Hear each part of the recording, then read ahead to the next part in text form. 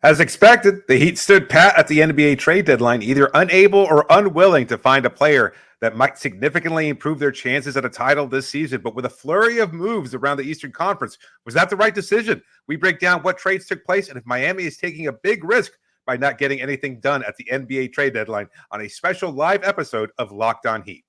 You are Locked On Heat, your daily Miami Heat podcast. Part of the Locked On Podcast Network, your team every day.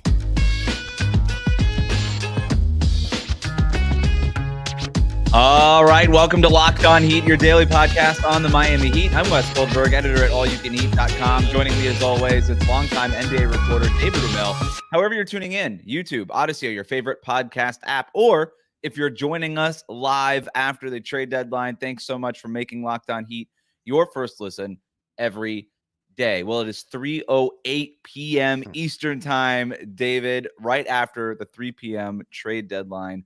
The Miami Heat, a quiet day for them. Does not appear that they have made a move. We talked about so many different options going into today, but you and I don't think if we had to bet on it, I don't think we would have bet on a move being made. But your takeaway from Miami not making a move today.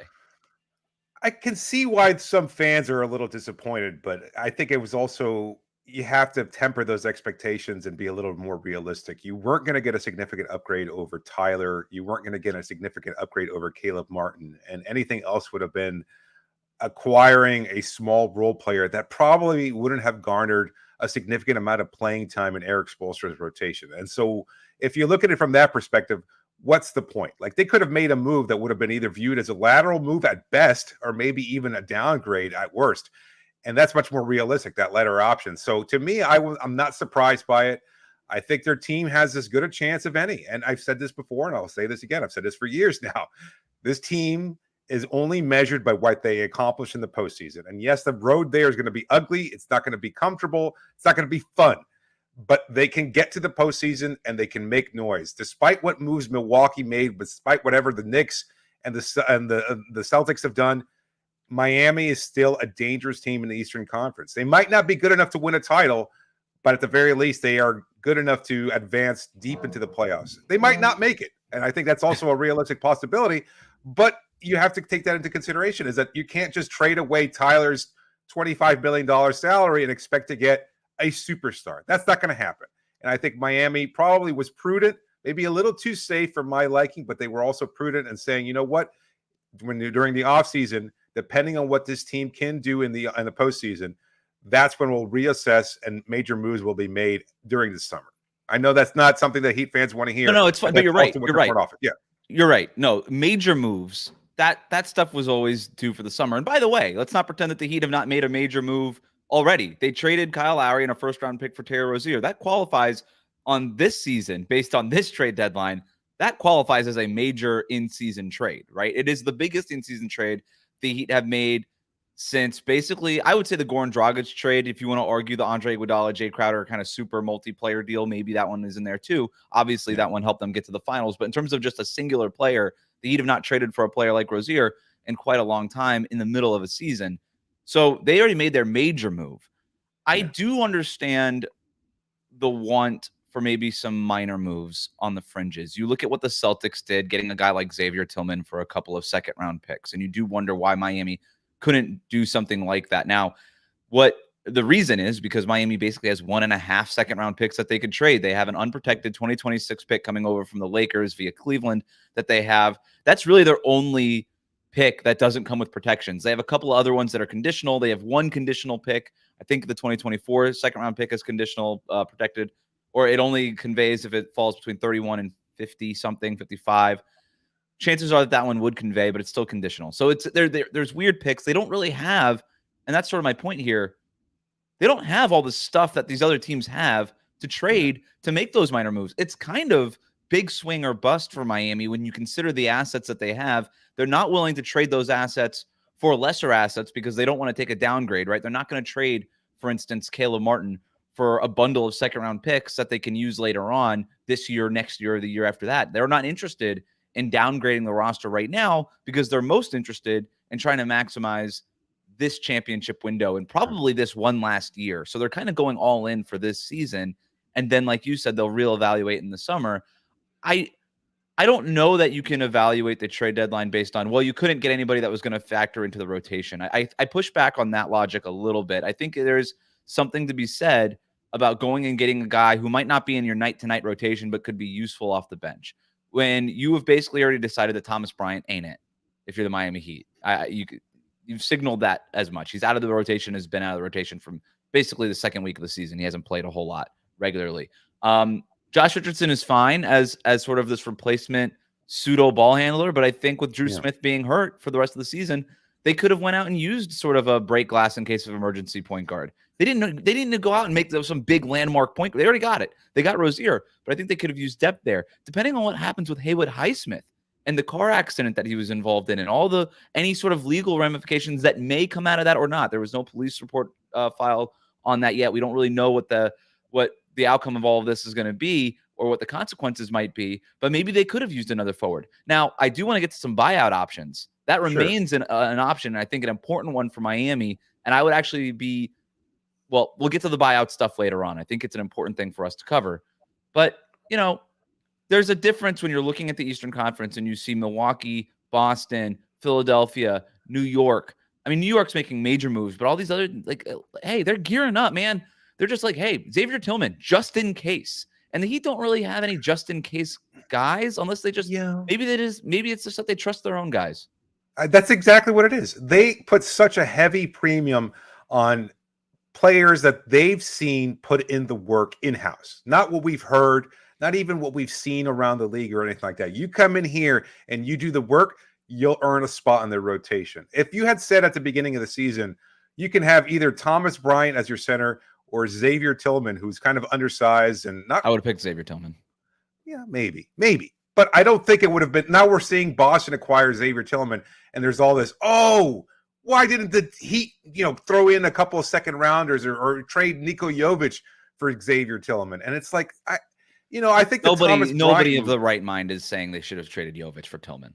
You'd be surprised, but I think that's right mind. What fandom is. Yeah, I said right mind. That was the trade deadline makes craziness out of all of us, No, but to your point, David, like Boston has a bunch of second round picks that they could just throw at a Xavier Tillman. If Miami were to use their 2 second round picks, and again, it's sort of like 1.5 second round picks, that's okay. Now you have no second round picks. You went all in, quote unquote, on Xavier Tillman. And so that's Miami's mindset is if we're going to make a trade, it's going to be a big swing. And we don't really think that there's a big difference between your role players and our role players who we could develop in-house for free. And honestly, I'm fine with that mentality. I'm not sitting here. It's worked. It's worked. They find the role players who fit their scheme. What does Miami always tell you? You talk to Eric Spoelstra, you talk to the front office people, you talk to even some of the players in the locker room. We have a specific kind of player who works here.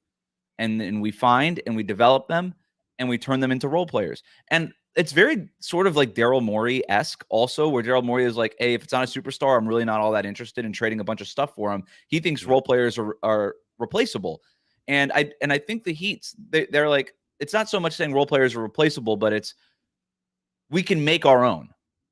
We have the role players at home. We can kind of fashion these guys from nothing into something. We don't need to go out and spend assets on other role players. And so I think that's fine. Let's talk about Caleb Martin really quick. I think he was sort of the big one that if they were going to move sort of a major piece, that might have been the piece to move $6.8 million this year, player option for 7.1 next year, expected to opt out of that contract. He might be, and because of that, more than likely going to have to walk away in free agency to find that long-term lucrative deal that he wants. You and I talked a lot about Caleb Martin and what it would take to pry him away from Miami. Ultimately, the Heat decided, hey, this is our starting power forward now. We're going to keep this guy. There were other teams, contenders. I know the Sacramento Kings. You and I have talked a lot about Sacramento. Then it got more widely reported today and yesterday that the Kings were interested in Caleb Martin, kind of backing up what you and I have been saying for a couple of weeks now on here. Ultimately, that didn't happen. Your thoughts on Caleb Martin staying put? I'm happy with it. Same. My expectations are that he'll find a way to contribute, just as he did. He's been rounding into form. He was injured for most of the start of the season. He's looked so much better of late, and he's going to provide a spark. Is it going to be an ultimate ceiling raiser? Probably not, but it helps Miami maintain the status quo, which has been higher than anybody else's in the Eastern Conference for the last 4 years. And that's the reality, is that you're not looking to look Caleb to be a 20-point per game scorer during the regular season, because you don't give a damn about the 82-game regular season. It's what happens in April when you're going against the Bucks or the Celtics or the Sixers or whomever you might face there. It's those opportunities that Caleb has found a way to shine during that makes him a special player. And again, it kind of reinforces the same thing.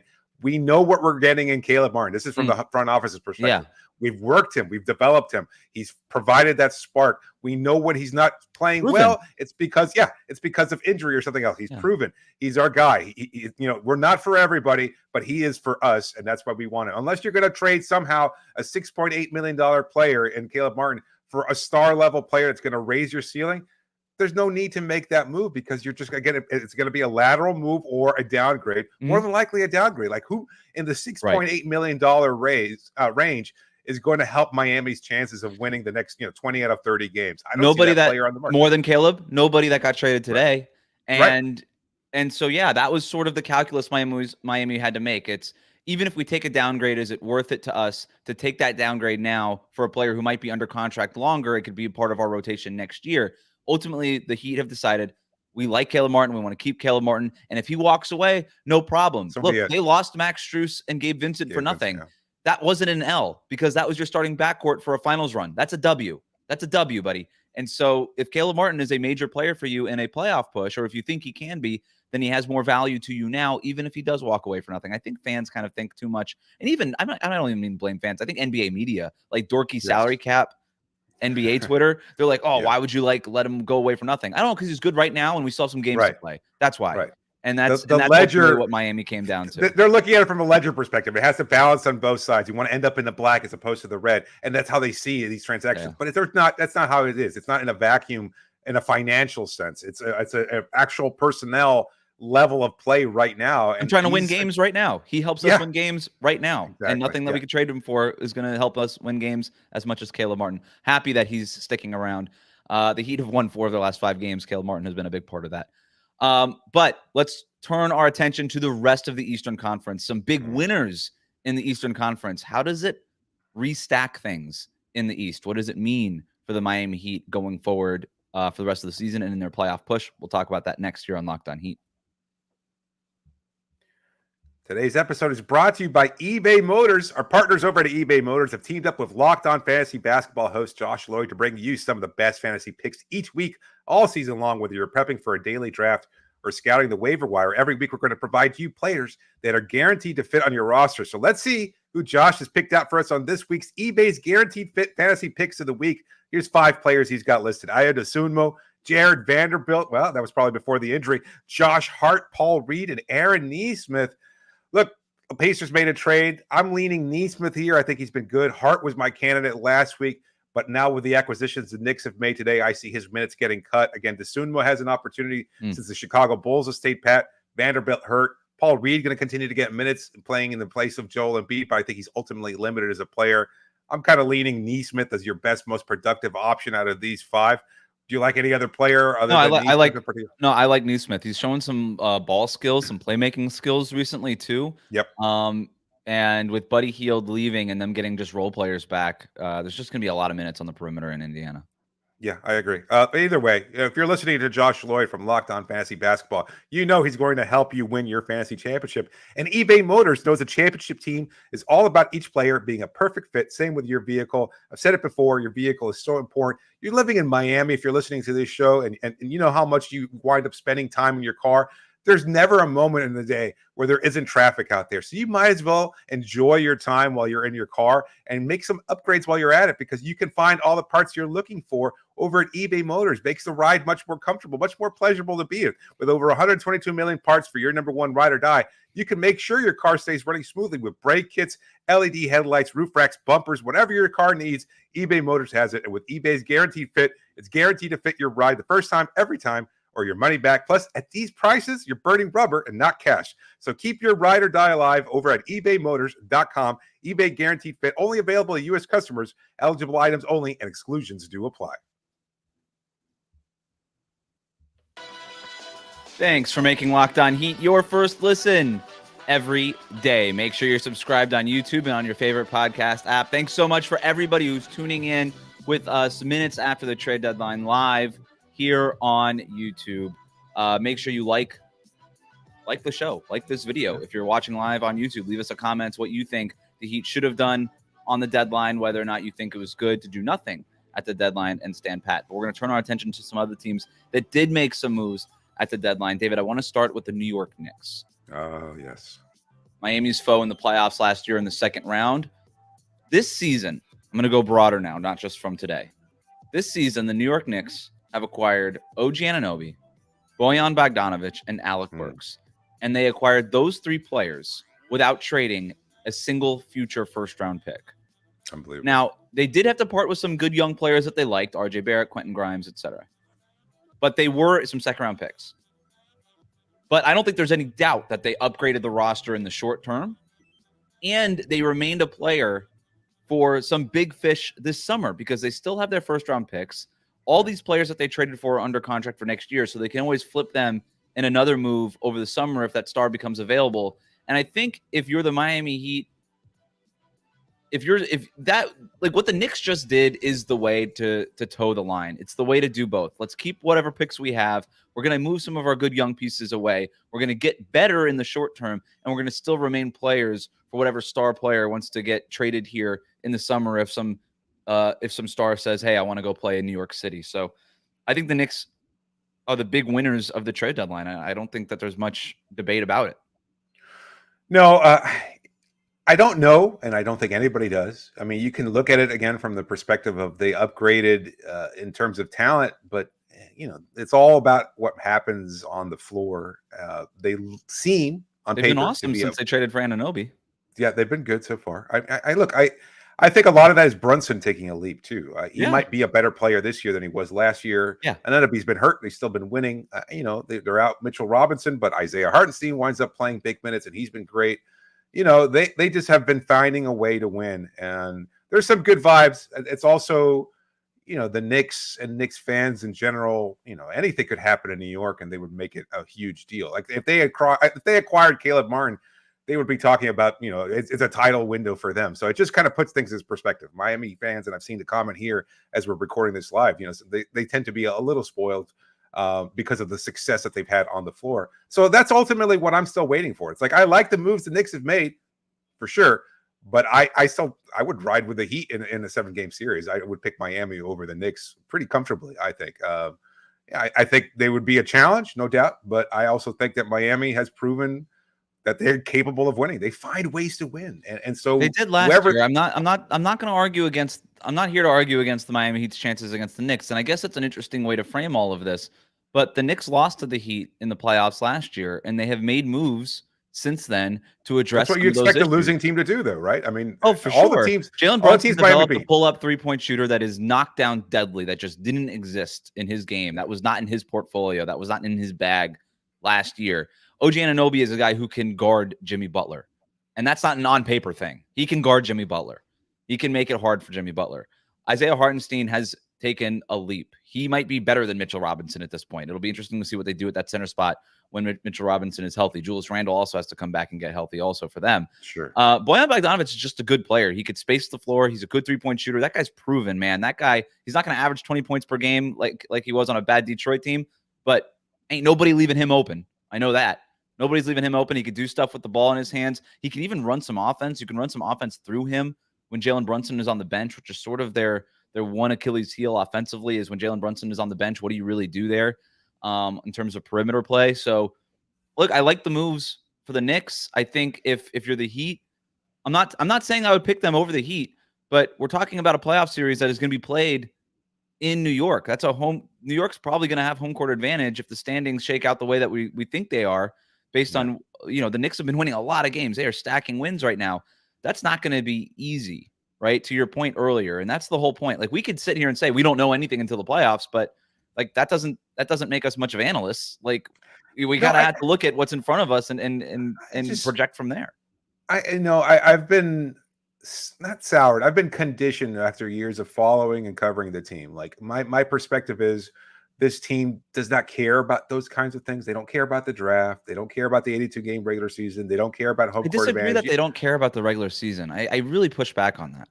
Okay, maybe that they don't care. They're not going to put as much emphasis on that and compared to on a weighted scale in comparison to what happens during the postseason. Because they prioritize the playoffs for sure. I get that. Yeah. We're there together, but the regular season is about like seeing what you can do and winning games and making the playoffs and making your playoff run just a little bit easier with home court advantage. Like we act like this team doesn't care about the playoffs. They were the number 1 seed a couple of years ago.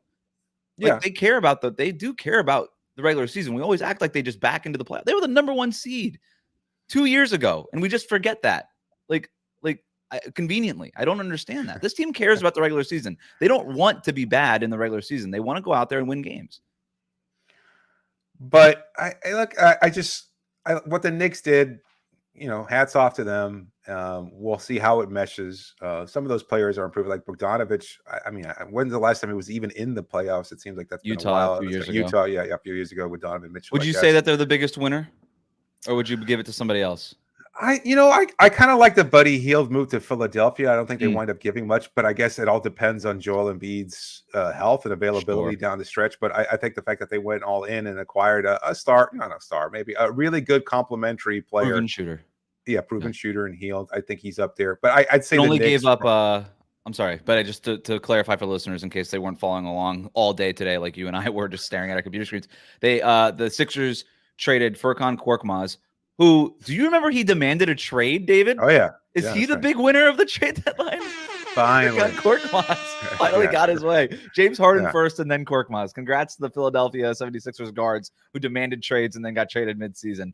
Furkan Korkmaz, Marcus Morris, and I think like 2 or 3 second-round picks is what Philadelphia traded for Buddy Hield. Morris gets rerouted to San Antonio. San Antonio sends Doug McDermott back to Indiana, which was a nice little ad. McDermott has definitely played for Indiana, right? He played for Indianapolis for Yeah. Because he definitely looks like growing up. Indiana. Yeah, no. Yeah, he's a Pacers guy. But I mean, that's a good move for the Pacers too, who are again a very fun, plucky team. Like you're not going to replace what Hield brings to the table, but the fact is that you're getting some very good, spot shooting too. And McDermott's a fine player. Like he was kind of struggling in San Antonio because it's the Spurs and they're rebuilding. But on a Pacers team alongside Tyrese Halliburton, I think that's a really good acquisition for them. So and the Hield thing was weird for the Pacers. He had recently lost his starting job to Nembhard. It always seemed like a weird fit between him and Halliburton. Like on paper, it should have worked, but like in reality, it never really clicked the way I think that they wanted it to. And so if you're the Sixers, you get the best 3-point shooter you've had since basically JJ Redick, right? Around Joel Embiid. And I love Hield to Philadelphia. I think it's a slam dunk move for them. I'm glad you shouted it out. If I'm Philadelphia, look, the latest report on Embiid is he's going to be reevaluated in 4 weeks. If you think Embiid could be 80% of what he was during this regular season when he was having arguably the greatest regular season ever from a scoring perspective, if you think he could be 80% of that, that's still all NBA level scorer anchoring your offense and perhaps, and he's still 7 feet tall and he's going to anchor your defense. Tyrese Maxey taking the leap that you did. Go add guys that can help you, not just for a potential playoff series, but to keep you winning games in a pretty competitive Eastern Conference in the regular season. Buddy Hield will help them even when Joel Embiid is out, right? He's a good player. He's going to help them. He's certainly better than Furkan Korkmaz and Marcus Morris. So that's helpful. So yeah, they got better. Weird. Let's do this really quick before we get into some buyout options. Okay. Weird swap between Philly and Milwaukee. Trading. Milwaukee trading Cameron Payne and a second-round pick to Philadelphia. Philadelphia sending Pat Bev back. These are two teams right there at the top of the Eastern Conference, just within a couple of games of each other in the standings.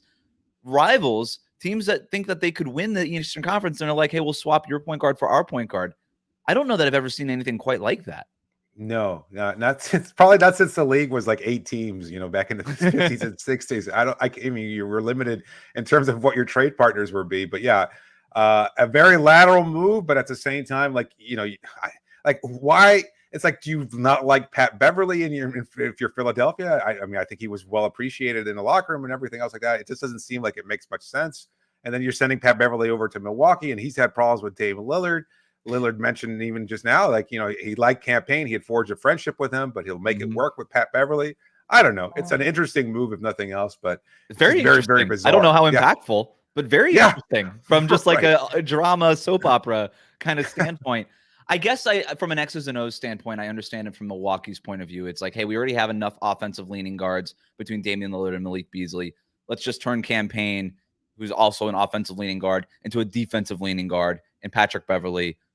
On paper, you could play Beverly and Damian Lillard together in the backcourt. I think Patrick Beverly has been overrated defensively for a while now, but at least he tries really hard on that end, and there's something to be said. And he's certainly better defensively than Campaign is. So there's that. It's not like Campaign was getting a bunch of shots up. For Philly, I guess Campaign is somebody who can.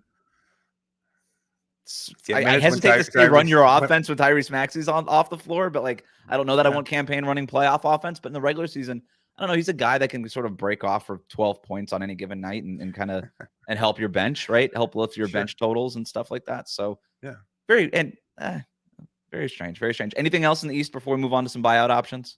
Charlotte did some good things, I think. They've traded Gordon Hayward. They acquired Grant Williams in exchange for PJ Washington. Got some draft picks out of all of that. Yeah. Seth Curry. Very much rebuilding around Brandon Miller, LaMelo Ball, and Mark Williams. Happy for Gordon Hayward. He didn't deserve to play in Charlotte anymore. I know he signed the big contract there and everything like that, but he needed to get out. Now he's a good player still, like when he's available. And I like him in Oklahoma City. Go play for a winning team. You deserve it. Gordon Hayward was still playing good ball when he was on the court for Charlotte, and it just seems miserable right now in Charlotte. Losing DNA, right? According to Terry Rozier. Yeah. No, Gordon Hayward doesn't have losing DNA. That's a good player. Happy for him. He's also the big winner. Him and Furkan Korkmaz. Congrats to you guys. All right. Some other big winners could include some of those that are getting bought out from their current teams and could be available to sign with some playoff contenders. We'll talk about which buyout candidates make sense for the Miami Heat after this. We should mention now that even as we're recording this, Victor Oladipo has been waived by the Memphis Grizzlies. Is he a buyout option for Miami? We'll talk about that in the next segment. But this show is brought to you by our good friends over at Nissan Motors. If you're the kind of driver that likes to push things a little further, and if you've been wondering what adventure could be around the next corner, well, our friends over at Nissan have a lineup of SUVs with the capabilities to take your adventure to that next level. Let me tell you about the Rogue. The 2024 Nissan Rogue is perfect for city drives and for great escapes. I've got one. I love it. Gets me around the city. Got some nice kick to it. It's got a lot of features. It's a really cool car. I see a lot of Rogues out there, and I think it's for a good reason because they're a really good, solid car. I didn't want anything too big when it comes to the SUV. I wanted a nice mid-size SUV, and the Rogue was perfect for me and my family. We're really enjoying it. It's got so many features. You can connect to your phone. It's got Google Assistant, Google Maps, Google Play Store, and you can it built right into the 12.3-inch high HD touchscreen infotainment system. The 2024 Rogue is the perfect mid-size crossover for your next adventure, but you can also choose from the 2024 Nissan Pathfinder or the Nissan Armada. Both of them great cars, different traits that you might be looking for in an SUV, but whatever you might be looking for, Nissan's got you covered.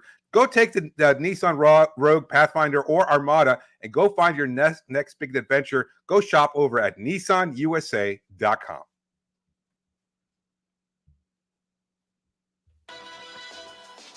Thanks for making Locked On Heat your first listen every day. Make sure you are subscribed on YouTube and your favorite podcast app. Thanks to everybody leaving comments and questions, watching us live here on YouTube minutes after the NBA trade deadline concluded. Leave those questions in there. Keep listening. Leaving them in the comments section. We'll try to get to some. Can I just shout them out real quick? Because, I mean, the 600 people on a Thursday afternoon after Miami hasn't made any kind of significant upgrades. Like, we had 1,000 people after the Terry Rozier trade when we went live to talk about that. But even when no moves are done, best fans in the business, even if it's just to complain and grumble about Sleepy Pat and the front office not making any moves, you got to love an involved fan base that just wants to go in there and either complain or just love their team. Either way, we love the support. Well, I always said this about Heat fans. They're very dedicated to the team and it getting better. And I think ever since the big three, when we started learning about the salary cap and LeBron and Dwayne Wade and Chris Bosh taking less money to facilitate re-signing Udonis Haslem and stuff, we got really accustomed to learning the salary cap in Miami as Heat Yeah. fans. We got to know about all the protections on picks and sign-in trades and all that stuff. Like we got smart about basketball in a way we didn't have to get smart about basketball in the past. And so I really enjoy talking about this kind of stuff with Heat fans. So again, to your point, thank you to everybody who's tuning in. We still have a lot to talk about here. Just because the trade deadline is over does not mean the Miami Heat are done making moves. Let's not forget last month they did trade for Terry Rozier. That counts as something that happened before the deadline, even though it did not happen on deadline day. So the Heat were still one of the most aggressive teams in the league prior to the trade deadline. And I think they will remain one of the most aggressive teams in the league after the trade deadline when it comes to the buyout. The quiet thing that happened in that Rozier trade is that Miami took less money back. They send Kyle Lowry's $29 million out, almost $30 million out. They bring $22 million back in. That got them under that first luxury tax apron to a point now where they have that $5 million taxpayer mid-level exception. They did not have that available when Kyle Lowry was on the roster. They have it now. They also, by saving some money in that trade, can use that $5 million taxpayer mid-level exception. They can use the full allotment of it and still stay under the second luxury tax. So they're not going to be at risk of doing that. So, and because they never filled the 15th roster spot, they have a roster spot available. So the Miami now becomes a option. They become a landing spot and a player on the buyout market in a major way. The one restriction that they do have because of their relationship to the luxury tax right now and where they are against it, they can't sign a player who was making a salary this season of $12.4 million or more. So, for instance, that takes Joe Harris off the table. Not that I think anybody wanted Joe Harris, but he was making $19 million this year. He's not eligible to sign. Spencer Dinwiddie, who's going to be bought out by Toronto, he's making $20 million this year. The Heat are not allowed to sign him. He's making more than that $12.4 million. So when you're kind of going through and thinking about your own buyout options, you have to see first, okay, was their salary this season at $12.4 million or less? If the answer is yes, then the Heat are eligible at least to sign that player. So I've got a list of players here, but before we get to that group and which player I think might be the best fit for Miami, and again, I think they are going to seriously consider some of these names. Let's talk about Kyle Lowry, who it's been reported by Mark Stein. Looks like he's on his way to Philadelphia, which kind of makes that Patrick Beverley thing make a little bit more sense because I don't know that you could have Patrick Beverley and Kyle Lowry on the same team. I think you that's got Maxey, Lowry, and campaign. I don't know. Yeah, I mean, you bring Lowry in for your sort of quote-unquote defensive leaning guard, I guess, and you bring him home, have a nice vet in the locker room. I think that's helpful, just for the presence. I'm not looking forward to him drawing a charge against Jimmy Butler. I'll tell you that much. That series going to is going to be drama-filled. Oh, yeah. Victor Oladipo is going to be bought out or released from Memphis. He already was. I don't see any sort of reunion happening there. Not this year. He's just not healthy. He's not available. He's not playing, or else he would be on a roster right now. He's got to take the time to recover. I guess he could be one of those players that they add towards the end of the season. I can't recall exactly what the deadline is that you can add a player as a free agent. Yeah, they usually do that with like younger players though, who you can get at like those really small contracts, those like really small like first year veteran minimums. So I think the Heat have a ton of respect for Victor Oladipo. I think that much is real, but I don't know that they have a whole lot of interest in kind of going through that with him again until or if he ever proves to be healthy for a sustained amount of time. I just don't know that they are interested in kind of circling that wagon again. But that's Lowry and Victor Oladipo. Let's get to some of the other names here that I've got listed. Do you want me to just go through all of them, or do you want me to just tell you my favorites? Well, can I tell you one name that I don't even think you have on your list because I totally forgot he was a free agent at this point in time. I'm curious if you have him on your list. Bismack Biyombo? I didn't have him on my list, but talk to me about Bismack Biyombo. He's a free agent. He trains in Miami. I think he's a big. I think he's. Look, I covered him in Orlando, and he's a great locker room guy. Really smart, always hardworking. Just fits like what you would think of Miami culture and what they're looking for. A veteran who can go in there and he knows his role immediately. He's not going to grumble about playing time. He's not going to complain about anything. He played for the Memphis Grizzlies this year when they were going through their injury issues, and he was good. Like, he was actually productive in those limited opportunities. And that was a Grizzlies team that was, without a handful of players at any given moment. And they wound up cutting him because, they're not going to do anything this season. There's no reason to even have him on the roster when you can continue to develop their young players, et cetera. So they cut him. And he's just a guy who he doesn't really add much, but if you're looking for a big, I mean, he's a big, and I think he's a good, solid player again who kind of fits what the Heat are typical of in terms of he'll play defense, he'll block shots, he'll pull down rebounds, he'll body up, he'll foul, he'll get the occasional basket down low. That's basically all you're looking for. If you're looking for a more finesse player, you've already got him on the roster in Thomas Bryant, and unfortunately, he's not getting any playing time. So it's kind of pick your poison, and I don't know which way Miami would lean, but Biyombo's a name that I could see Miami having some interest in. Again, just because of the local connection. He played for Charlotte, I could understand maybe a sense of familiarity with a guy like that too. Maybe it would have made sense with Lowry on the roster, considering they played together in Toronto. But without Lowry, I still think they would maybe consider adding a guy like Biyombo. He makes an impact everywhere he's been these last couple of years. Like you said, the locker room, like every teammate that talks about Bismack Biyombo loves that guy. He could be like what you like in terms of a locker room addition from a personality standpoint, could be very similar to what Kevin Love brought the locker room last year. Just a guy who's well liked in every room he walks into.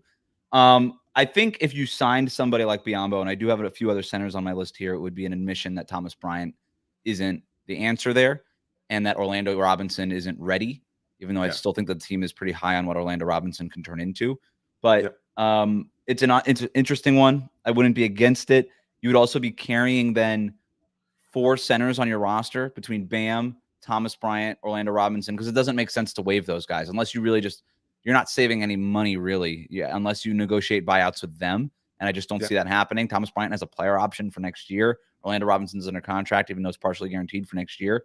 So I don't see them negotiating buyouts, and I don't see you waiving them and eating all that money for this season and next season. So you'd be basically carrying 4 centers on a roster that essentially just uses one.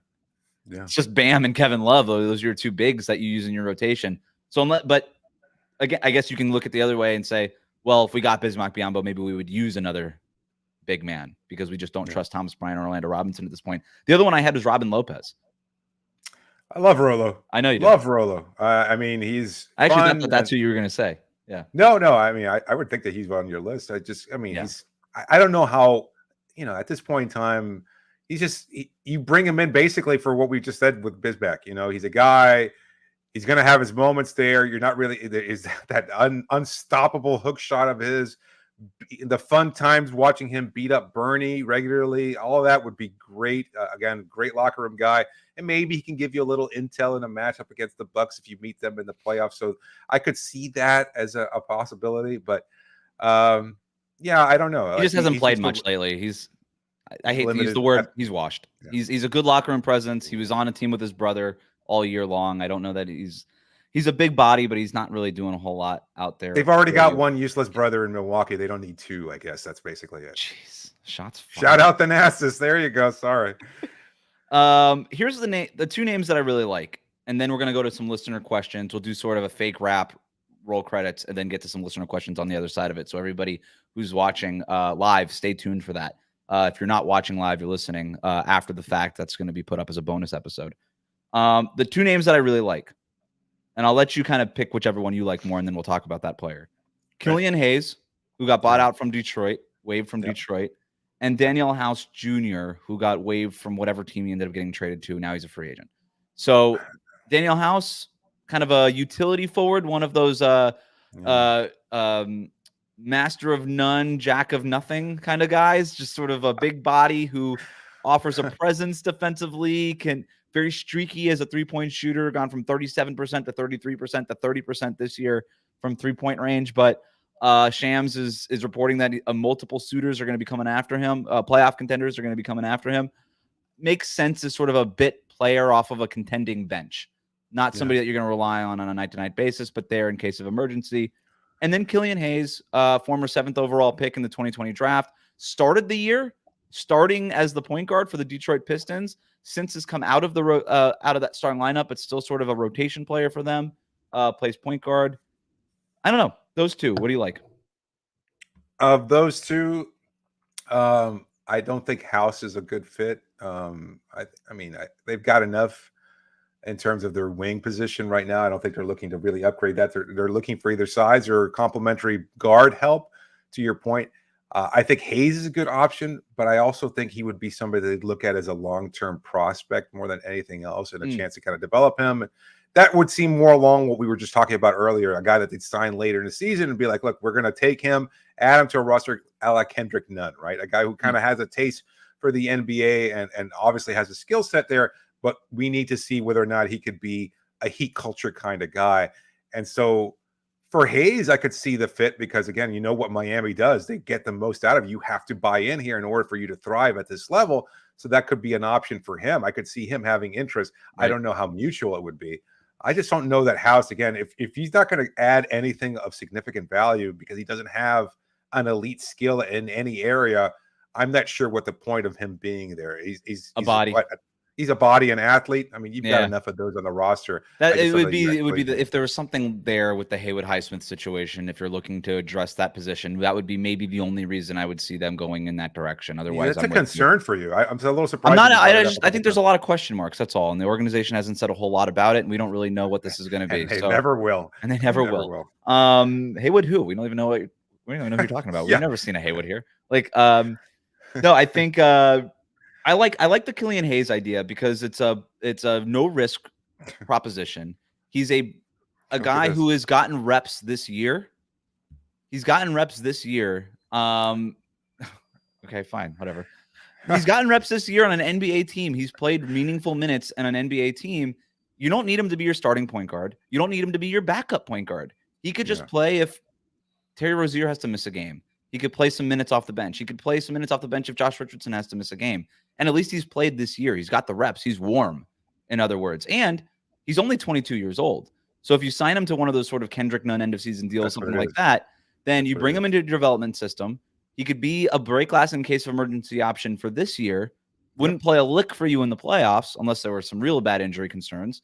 And then next year, if he impresses the coaching staff, could fight for a roster spot in training camp. I think that when we're talking about buyout options, I don't know that the Kevin Love guy exists. Maybe he does as we kind of get through some of these other options and maybe some other people shake loose here over the next few hours. But if you're looking at something that you can use the remaining money, the remaining roster spot, and do something productive with, that might be something there. And again, I like the idea of just having another point guard on the roster in case one of these other guys gets hurt. Because right now, I think the Heat are being very vulnerable to an injury to one of their point guards. I think that could be a problem for them. So just to have a guy just in case would be very valuable. All right. I have a few more names that I want to get to in terms of buyouts. We got a bunch of questions here that we're going to get to. Again, we're going to close this out like we're ending the podcast, but we are not ending the podcast. We're doing this just for YouTube purposes. So we're going to shut it off here, roll our end credits, but stick with us right here on the same feed. And we're going to answer some of your questions after this. You've been listening to Locked On Heat. Thanks for making Locked On Heat your first listen every day.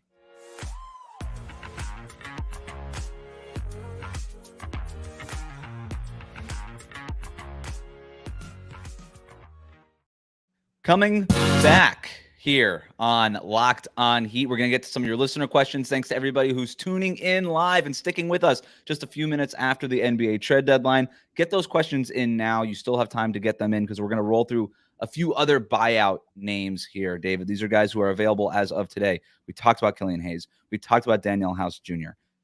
Here's an interesting name. Okay. Seth Curry. I don't know what the plan is in Charlotte. He got traded to Charlotte. This guy has been traded by the Dallas Mavericks 3 times in his career. Yeah, I know. And he gets traded to Charlotte. The Hornets, as we've already established, are rebuilding. They don't have much use for a 33-year-old Seth Curry, and Seth Curry doesn't have much use for them. However, Seth Curry is from Charlotte. His dad is on the broadcast team. He might have some sort of feeling like, hey, I'm already halfway through the year. I'm going to stick it out here and then figure it out over the summer. So whether or not he wants to negotiate some sort of buyout or get waived or try to find his way to another contender remains to be seen. But if he were to become available, what do you think about Seth Curry in Miami?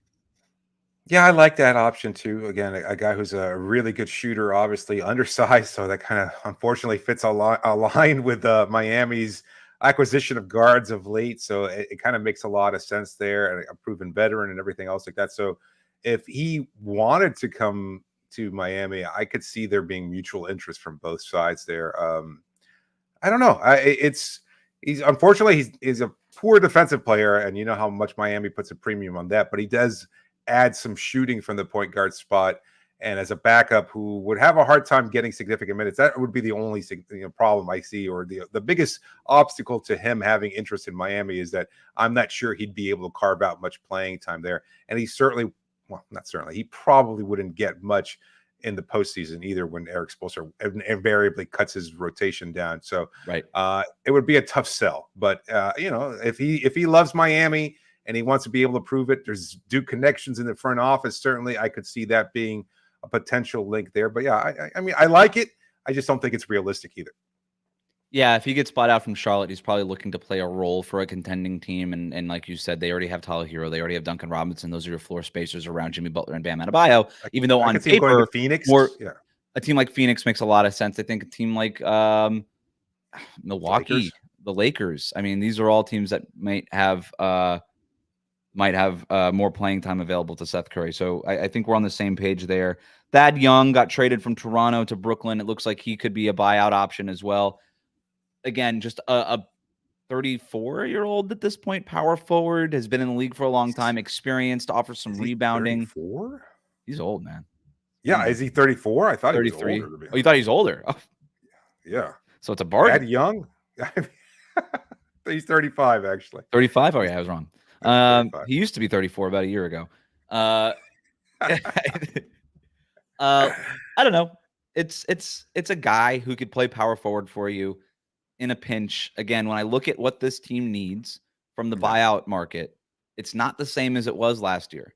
I think this team is pretty comfortable just playing Caleb at the 4 at this point and just running it that way. They didn't like it last year, but they were a little bit smaller across the board last year than they are now. They still have Kevin Love. They could still do some other things in terms of putting Kevin Love and Bam Adebayo together in that front court when you kind of get through your rotations and into some different lineups.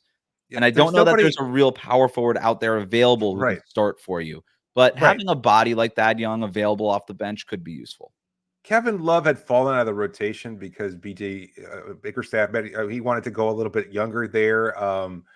I think, there's nobody like, but he was getting significant minutes as a sixth man, and he was starting on some occasion. He had been playing regularly. There's nobody that kind of fits along that same line where he was healthy enough to contribute right away so that Miami would take a chance on them and say, oh, he's a potential starter. I mean, with the exception of, I guess, what everybody kind of thinks is a possibility, PJ Tucker, but he's not getting much playing time either. The only reason he'd get any kind of minutes in Miami is because there's a familiarity with them there. But you have to wonder why he wasn't playing in Philadelphia, why he's not playing in Los Angeles either. I mean, he's just kind of fallen out of favor. He just might be at a point where he's too old to actually contribute at a high level. But I still think a lot of Heat fans see him and go, this is the guy we had on the roster a couple of years ago. He's going to be able to, plug right in and contribute. I think that's a little overly optimistic, but I guess that could always be the case. You never know. He certainly loves Miami. Yeah, he still lives here. His family lives here. I know that would be something that would be an interesting option for the Heat. Posted that photo to Instagram, home sweet home, the other day, driving on. It looked like 95. Yeah, coming down to like the Brickell area, but he's making $11 million this year. He's got a player option for 11.5 next year. Let's remember the reason he left Miami in the first place was to get this contract, and so for him to accept a buyout from this contract would be a bit surprising to me. And I do think that the Heat would be interested if he were to negotiate a buyout. I think they would. I for all the reasons we already said, just bodies position, proven commodity, knows the locker room, knows the guys. Jimmy Butler loves him. Eric Spoelstra loves him. Pat Riley loves him. Like, all these guys love him. So I think he would be welcomed back, and he for sure would welcome him back. I do wonder if his own decision-making has changed. He might have thought, hey, I'm going to sign this 3-year, $30 million deal, and I'm going to play those 3 years. Now that he's not playing, maybe he's willing to put some money, leave some money on the table and come back. It's just a lot of money. I don't see the Clippers just being like, yeah, we're going to be good just buying you out. I think they'd rather just keep him, have him hang around, and then maybe trade him as a chunky salary over the summer, right? I just don't see them just being like, yeah, we'll eat a bunch of money for you. And I don't see PJ Tucker being like, well, I'm going to eat a bunch of money off of my player option next year. So we'll see. There's been enough of smoke around PJ Tucker and enough of an intrigue around whether or not he would accept a buyout that I wouldn't rule it out. I honestly would be a little surprised if he were to get bought out. Yeah, we should mention this. Like, it's being reported right now by TMZ Sports, even as we're having this show, Police documents reveal that Haywood Highsmith was driving at an estimated 45 mile per hour in a 40 mile per hour zone, and he hit a pedestrian from behind. A pedestrian was pushing a stalled car, and it did not have its lights on, leading to Highsmith being unable to stop in time. The collision resulted in the pedestrian losing part of his right leg, sustaining a compound fracture in his left leg, and possibly breaking his left arm as well. So that's according to the report by TMZ. So just thought and some similar details reported yesterday. Okay, I hadn't seen that. I didn't know if that was something that had been widely known, but I would just to, aside from his own psyche, and hopefully I don't know that he's going to get any questions asked about it or anything like that. I would imagine not. There'd probably be some sensitivity from Miami media, us included. And I don't think he'd be willing to talk about it, nor should he, right? Because it's a police case at this point. I wouldn't think that there would be charges pressed there, because from what I understand of it, if that vehicle stalled, you got to put your hazard lights on at the very least so that you can indicate this vehicle is on the road, and it's just, you can't see it at night. And it depends on where he was driving. So I wouldn't even think, I don't even think he'll get a citation at this point. And certainly, I don't think that there would be any kind of legal ramifications. I'm not a lawyer. I certainly don't know that for certain. But I wouldn't assume that Haywood would be lost, aside from any, psychological. That's the psychological thing. I mean, that sucks. I would not want to hit somebody. Yeah, I would not want to hit somebody with my car. Yeah, I don't have to be like, I want to go play basketball immediately after that. No, we got a question: is the person he hit okay? The leg seems like a problem. Partial amputation. Yeah, amputation. Not really sure what that entails. A compound fraction. You know what a compound fraction is? But alive. Yeah. So all right, but let's. You want to move on? We have that. Yeah, we'll move on after that. I don't really.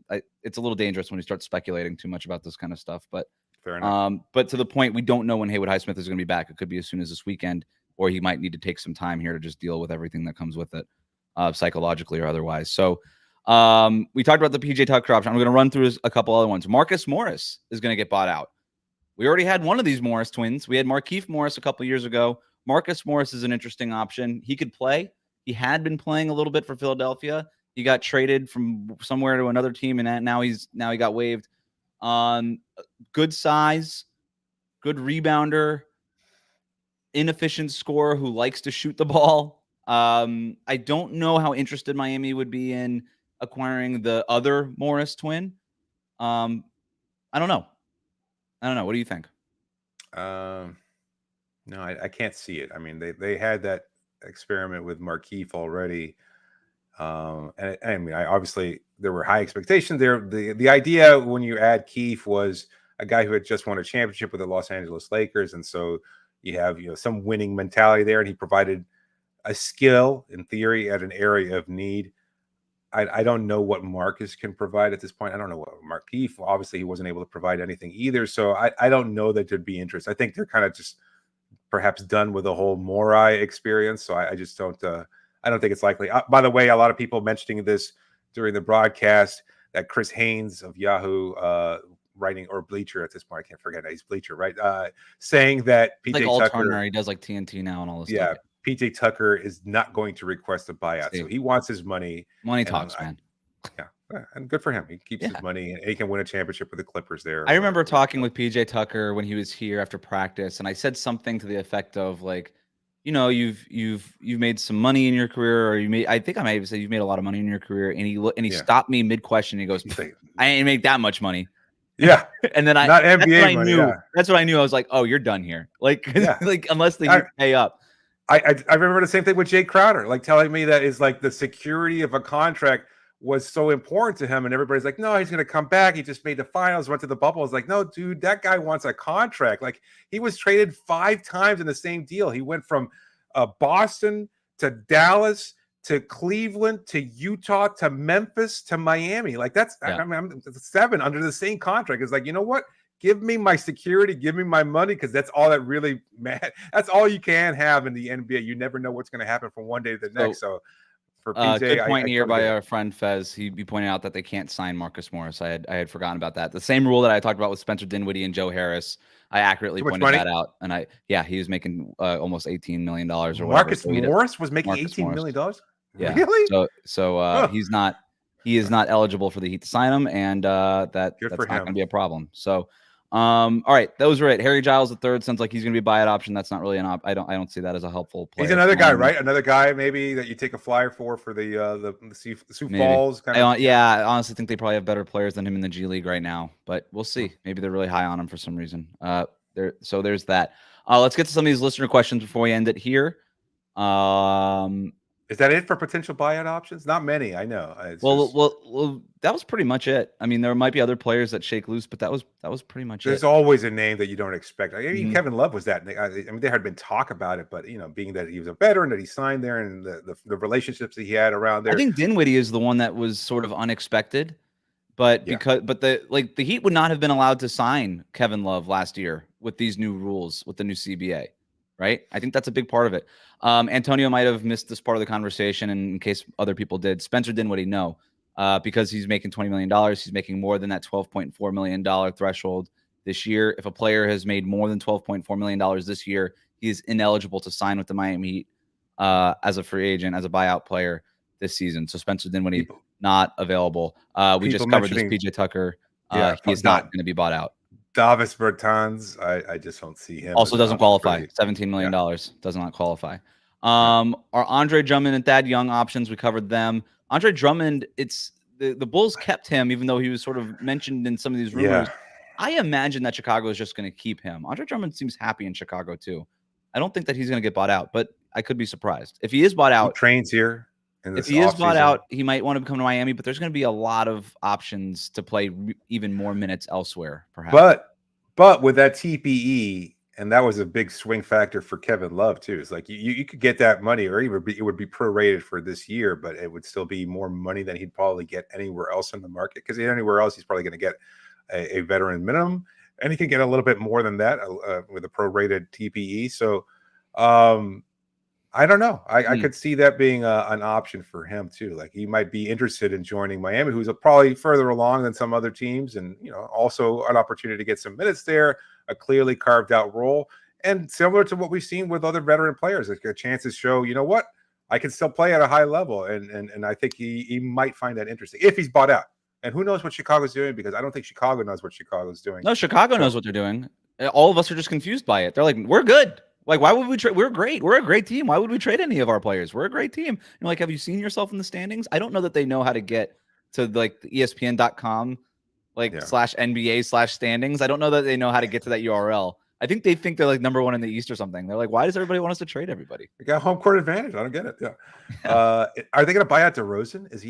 He's on an expiring deal? He seems happy. All these guys, I mean, look, it is Chicago. It's a great city.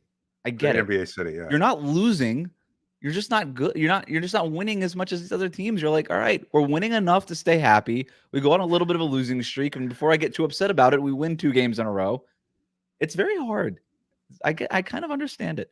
Man, some bitter winners up there in Chicago right now. I could see a lot of people going, you know what? I'd be happy going down to a nice, clear 65-degree Thursday afternoon here. I mean, I think that would be perfect.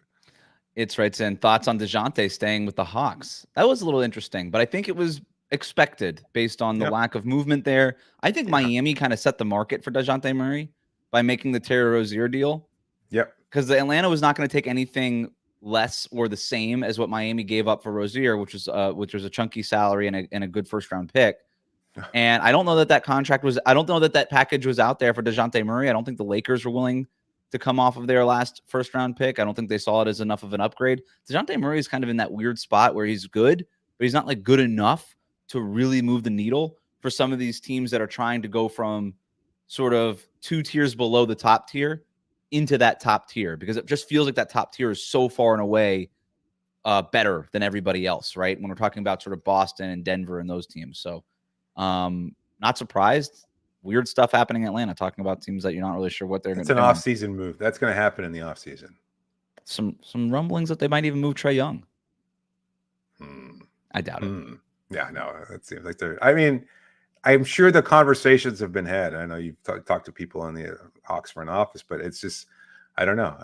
That seems a little likely. You're taking a big chance there, and you can always point to the 3-time All-Star, but maybe, who knows? I mean, he's been playing really well.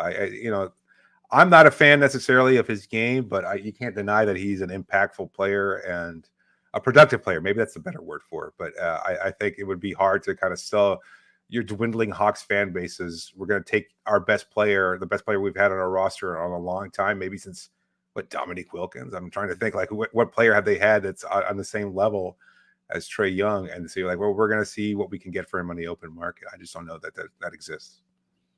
What's up with Otto Porter? He might be a Nothing. buyout guy at some point, but it sounds like he's trying to get his way to Phoenix if he does get bought out. So does he really? He's played briefly, but he seems like he's still perpetually injured too. Like, is he healthy? Man, the Warriors really caught lightning in a bottle with him. He was healthy for one season after got those a ring days in Washington, got a ring, started finals games, and then just proceeded to get injured again. Just went right back to that. Got his payday payday in a bottle with him. They caught lightning in a bottle with Wiggins. Yep. Like that finals run is, in retrospect, is crazier than Miami's finals run last year. Because at least Miami's players are still good. It's a good point. Interesting take here. The Heat and Lakers ruined the market by making it far through the play-in. We've given these teams, I think this is in reference to the Chicago Bulls, that should be sellers some hope. Interesting. I do wonder what the Bulls think if it had been them against Milwaukee in the first round last year instead of Miami, if they didn't blow it in the fourth quarter in that second play-in game, if Max Strus didn't go off in the second half of that play-in game, and it was Chicago playing Milwaukee instead of Miami. Do you think the Bulls are sitting there being like watching the Heat in the finals against the Denver Nuggets and thinking that could have been us? Yes. They are that delusional. That's sort of like the whole thing with them, isn't it? Yeah, I could see that. I mean, it is an interesting point. And I think it also, as a conversation I've had with Matt Moore on Locked On NBA, it's like, Miami and what they were able to accomplish, what the Lakers are able to accomplish. So even what the Lakers are doing this year, as much strife as there might seem to be in Los Angeles, like the reality is that team can still make some noise in the playoffs because they've got LeBron James and Anthony Davis, and that's usually enough. So all you need is a fluke, something to break right. I mean, 2 weeks ago, maybe 3 weeks ago, depending on whenever the injury took place, like I think we would have been clear that Philadelphia was like a shoo-in for a deep playoff run. And now, without Embiid, all of a sudden, everything's wide open, which is another reason why I think we're seeing some of those teams make a flurry of moves in the Eastern Conference, is because it feels much more wide open. The Eastern Conference current standings be damned. There's an opportunity there once you get into the playoffs that if things break right, you can go on a deeper run. Next thing you know, you advance to the Eastern Conference Finals, maybe even to the NBA Finals. And all it takes is a Nikola Jokic injury away from perhaps being an NBA champion. I think that's a fair assessment of the Eastern Conference. I think the Celtics are far and away the best team in the East. You could even say that they're probably, if you want to argue that they're the best team in the league. I don't think I'd go that far, but I wouldn't argue vociferously about it. But outside of that, and again, I still have my questions about Boston at the highest level. Yeah. Jason Tatum, Jaylen Brown, how they perform under the lights and all those things. Like, I don't think that they're, a spotless team by any, by any stretch. I just think they're the team that has the most crayons in the coloring box. They can kind of do the most things. So, but yeah, look, I just don't see a play-in team if it's not Miami kind of making a long run. Because if we look at the play-in teams this year, it's Chicago. It might end up being Toronto, depending on how this shakes out. It might end up being Atlanta, depending on how all this shakes out. Like, I don't trust those teams because I just don't. They haven't shown me anything ever, right? At least the Heat have showed you something. What is it right now? Yeah, it's Orlando, young. Chicago, we've talked about. Atlanta, again. There's enough talent in Atlanta that maybe they could surprise win a series, but I don't see them. Like, if it's like Atlanta, Cleveland in the first round. Even Orlando, as good as they've been, and I know as they're dealing with stuff on their own, like in a play-in scenario, they could just as easily score 120 points or crumble completely under the situation. So a lot of talent there. Yeah, but that's why they're looking for a better point guard. Yep. Yeah, and to your point, looking for a better point guard. Maybe they're a Killian Hayes, Spencer Dinwiddie in Orlando. That seems like it might not work. I don't think he'd be a fit for Miami too. Like Dinwiddie. I mean, they literally can't sign him. So no, even if he could, I wouldn't. I would be a little opposed. He strikes me as a player that isn't going to put such a high premium on success right now, other than kind of individual. What did we say before? The Heat know the kind of guys that they're looking for. I don't think that the Heat would even return Spencer Dinwiddie's calls at this point. He quit on Brooklyn. He's not our guy. Yeah, he's not our guy. That's all. Yeah. Like, that's not exactly what they're looking for. We'll see what happens. We've gone over an hour here. Thanks to everybody who tuned in live and stuck with us all episode long. Thanks to everybody who sent in questions and commented live on YouTube. If you missed any part of this, we're putting it up right away on YouTube. It's going to be up in 2 parts on your podcast platforms, Apple Podcasts, Spotify, wherever you listen to your podcast. So you can listen to the first portion, which is our standard sort of 3-segment show, and then the second kind of Q&A portion of the show. We're going to have those separated in 2 parts wherever you listen to your podcast. So thanks to everybody who tuned in. Thanks for making Locked On Heat your first listen every day. And we'll be back on Monday, unless there's a buyout.